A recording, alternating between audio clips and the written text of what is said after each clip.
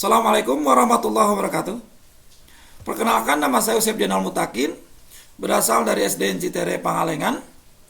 Saya ingin mereview sebuah buku, yaitu judulnya Lebih Dekat dengan Karl Albert Rudolf Boska. Buku ini terdiri dari 152 halaman yang ditulis oleh Ridwan Huta Galung dan diterbitkan oleh Badan Pelestarian Pustaka Indonesia tahun 2014. Buku ini menceritakan sebelum masa kemerdekaan Indonesia. Albert Rudolf Boska adalah seorang tokoh atau seorang pengusaha, di mana beliau lahir di Den Haag, Belanda pada tanggal 15 Mei 1865, yang ibunya bernama Paulina Emilia Gerhopen dan bapaknya Johannes Boska. Beliau berasal dari keluarga ilmuwan. Tapi pada usia 22 tahun, beliau hijrah ke Hindia Belanda atau ke Nusantara sekarang. Pertama-tama beliau bekerja di perkebunan pamannya di Cibadak, Sukabumi.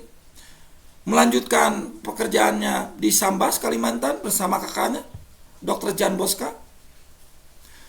Selama beberapa tahun kemudian, beliau kembali bekerja di perkebunan Pangalengan di Malabar. Di sana ada sepupunya yaitu Edward Gerhopen. Beliau diangkat menjadi administratur.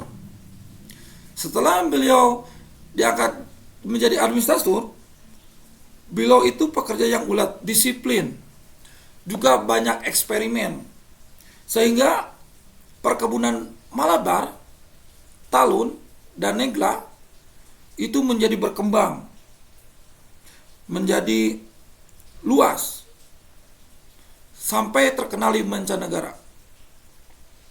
Beliau mengubah alat-alat yang dulunya masih tradisional, dirubah dengan alat-alat yang canggih pada waktu masa itu. Kemudian beliau membangun bendungan, beliau membangun pembangkit listrik tenaga air yang ada di Cilaki. Nah, setelah beliau sukses, maka penghasilan dari perkebunan tersebut, beliau bermurah hati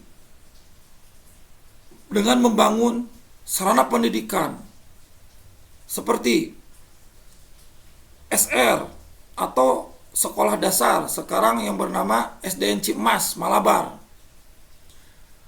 Kemudian beliau mendirikan Institut Teknologi Bandung. Juga beliau mendirikan Observatorium Boska, yaitu suatu penerapan bintang yang ada di Lembang. Dengan murah hatinya beliau, maka banyak pekerjaan yang bisa dilakukan oleh pribumi atau masyarakat yang berada di sekitar. Dari sini saya mempunyai hikmah bahwa tidak semua bangsa Belanda menjajah negara kita, Nusantara, ada banyak kerugian. Tapi dilihat dari buku dan histori yang saya baca di sini bahwa ada kebaikannya. Salah satu contohnya Albert Rudolf Boska.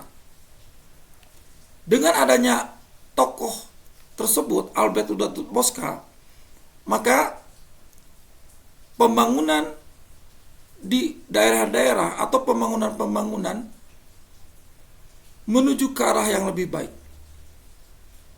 Mungkin sekian dari saya review buku Albert Rudolf Boska.